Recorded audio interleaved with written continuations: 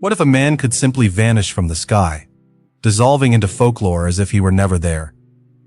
On Thanksgiving Eve, 1971, a quiet, unassuming man in a business suit did just that.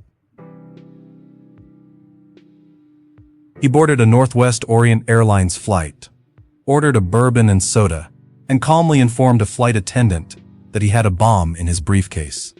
For the next several hours, he held a commercial airliner hostage, not with violence or rage, but with unnerving politeness. His demands were simple: $200,000 in cash and 4 parachutes. Once his terms were met, he ordered the plane back into the air, charting a course toward Mexico City. Then, somewhere over the treacherous, storm-swept wilderness of the Pacific Northwest, he did the unthinkable. He strapped the money to his body, lowered the aft stairs of the Boeing 727, and jumped into the freezing rain and darkness, never to be seen again. He became known as D.B. Cooper, and his audacious escape launched one of the longest and most expensive manhunts in American history. But who was he? Did he survive the perilous jump? And could the answers be hiding in plain sight? November 24, 1971. A day heavy with the threat of winter rain over Portland, Oregon. On the tarmac, Northwest Orient Airlines Flight 305, a Boeing 727, prepared for a routine 30-minute hop to Seattle. Among the 36 passengers was a man in seat 18C. He was unremarkable, in his mid-40s, dressed in a dark business suit, a crisp white shirt, and a narrow black tie. He carried a black attaché case. To the flight attendants, he was just another face in the crowd. He registered under the name Dan Cooper. Shortly after takeoff, as the plane ascended through the thick, gray clouds, he was polite, quiet, and utterly composed.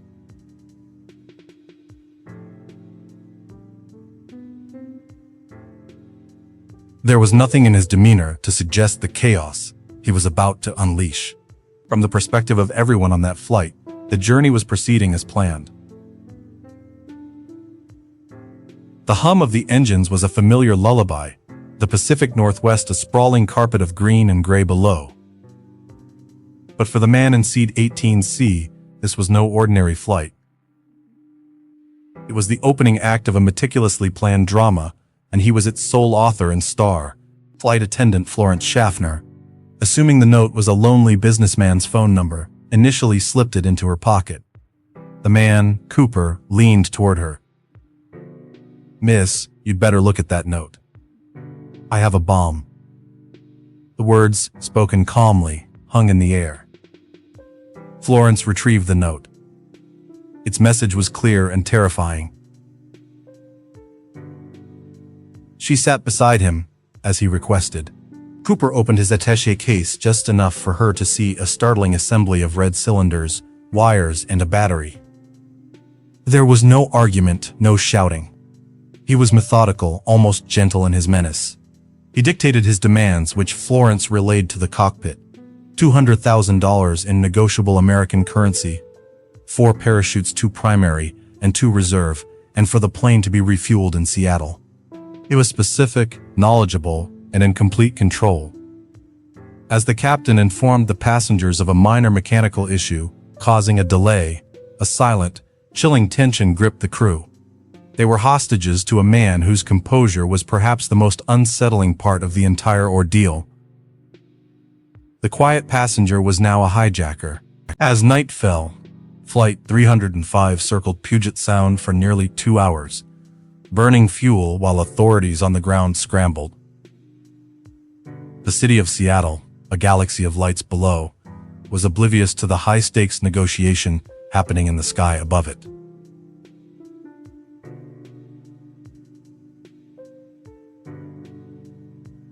The plane finally landed at Seattle-Tacoma Airport, taxiing to a remote, brightly lit section of the tarmac.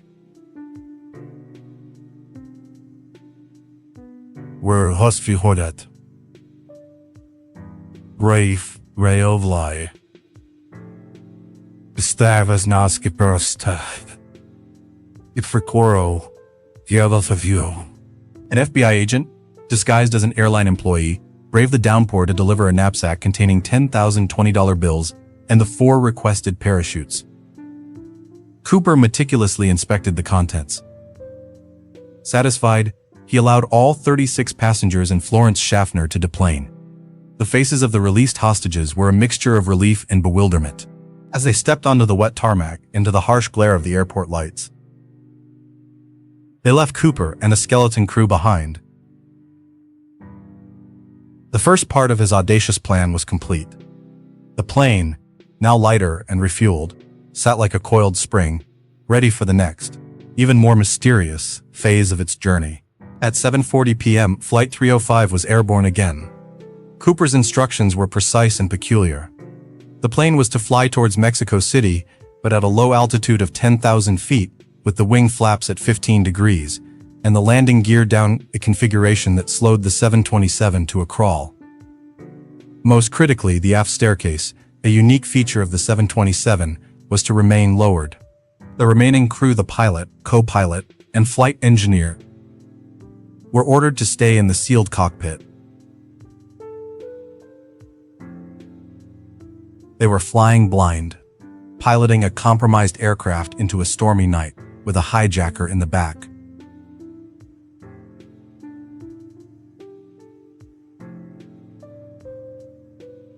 With winds raging and temperatures well below freezing, the cockpit warning light for the aft stairs flickered. A sudden change in air pressure was felt. D.B. Cooper, with his $200,000 and a parachute, had stepped off the ramp at 200 miles per hour into a freezing rainstorm. He didn't just exit the plane, he exited history, leaping from a tiny circle of light into an all-consuming darkness, vanishing without a trace. The moment Cooper vanished, one of the largest and most intensive manhunts in American history began. The FBI designated the vast, rugged wilderness of southwestern Washington as the likely drop zone. Hundreds of soldiers from Fort Lewis, alongside FBI agents and local law enforcement, were deployed to comb the dense, unforgiving terrain. The search area was a nightmare of thick forests, deep ravines, and freezing rivers, all under a persistent, damp, and misty Pacific Northwest sky. For weeks, they searched on foot and by air. They found nothing. No parachute, no attaché case, no trace of the man himself. It was as if the forest had simply swallowed him whole. The complete lack of evidence was baffling and fueled the growing legend of D.B. Cooper. Was he a master woodsman who survived the jump and escaped, or did he perish in the attempt, his remains lost forever to the wilderness? For years, the forest kept its secrets, and the case grew cold, the man fading from a real person into a modern folk hero, the ghost who fell from the sky. For nearly a decade, the Cooper case was a ghost story, a tale with no physical anchor. That changed in February 1980. On a desolate, sandy stretch of the Columbia River known as Tena Bar, 8-year-old Brian Ingram was digging a fire pit. The air was damp, the sky a blanket of Pacific Northwest gray. His hands, pushing through the cold, wet sand, struck something unusual. 3 rotting packets of cash. The rubber bands holding them together had decayed, but the money was unmistakably real. When his family turned the discovery over to the FBI, the confirmation sent shockwaves through the investigation. Forensic analysis confirmed the serial numbers on a portion of the $5,800 matched the ransom money given to Cooper. The bills were decomposed in a way that suggested they had been washed ashore, not buried. This was not a hidden stash, it was flotsam from a wreck. The river had offered up a single, tantalizing clue, a fragment of the hijacker's fate.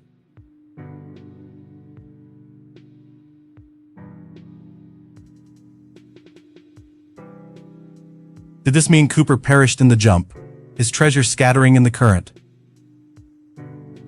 Or was it a deliberate plant, a red herring from a mastermind who had long since vanished? The Tena Bar money remains the only confirmed piece of the ransom ever recovered, a silent testament to the mystery that endures. The void left by D.B. Cooper's disappearance was quickly filled by something far more enduring than the man himself. His legend.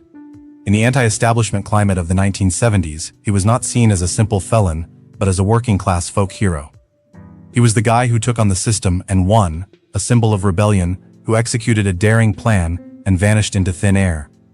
This romanticized image exploded in the public imagination. Songs were written, books were published, and an annual festival emerged in the small town of Ariel, Washington, near one of the proposed jump zones. Bars sold t-shirts emblazoned with the famous composite sketch. He became a cultural touchstone, a modern outlaw myth on par with Jesse James or Billy the Kid. The public wasn't celebrating a crime, they were celebrating the audacity, the mystery, the idea of a lone individual achieving the impossible. The real person, whoever he was, perhaps a desperate veteran, a disgruntled employee, or a career criminal, was subsumed by the icon. The ghost of DB. Cooper stopped being a man wanted by the FBI and became an American phantom, forever drifting in the crosscurrents of history and folklore, a testament to the nation's love for a great unsolved mystery.